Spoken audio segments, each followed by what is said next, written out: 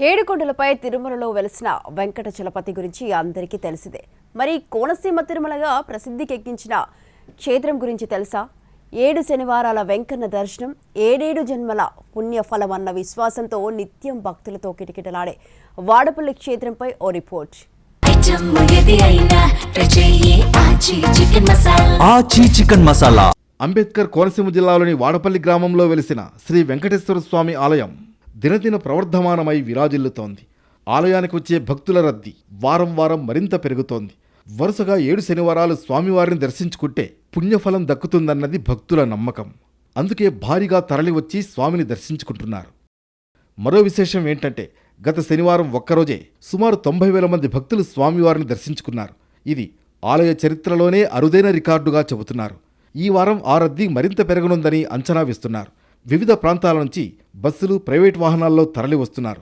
భక్తుల రద్దీని దృష్టిలో పెట్టుకుని ఈసారి క్యూలైన్లు పెంచడంతో పాటు ప్రత్యేక ఏర్పాట్లు చేశారు అధికారులు. ఇక గత వారం చూస్తే వాడపల్లి క్షేత్రంలో ఇసకేస్తే రాలనంతగా భక్తులు తరలివచ్చారు. ఆలయ ప్రాంగణం మొత్తం భక్త కోటితో కిక్కిరిసిపోయింది. క్యూలైన్లలో గంటల తరబడి స్వామి దర్శనం కోసం వేచి ఉన్నారు. ఇటీవలి కాలంలో ఎన్నడూ లేని విధంగా రికార్డ్ బ్రేక్ చేస్తూ దాదాపు 1,00,000 మంది వరకు భక్తులు వచ్చినట్లుగా ఆలయ వర్గాలు చెబుతున్నాయి. ఇటీవల కాలంగా వాడపల్లి క్షేత్రం ఎంతగా ప్రసిద్ధి చెందిందని చెప్పడానికి పెరుగుతూ వస్తున్న భక్తుల రద్దీనే ఓ ఉదాహరణ. అందుకే వెంకటేశ్వర స్వామి ఆలయాన్ని కోనసీమ తిరుమలగా పిలుస్తున్నారు.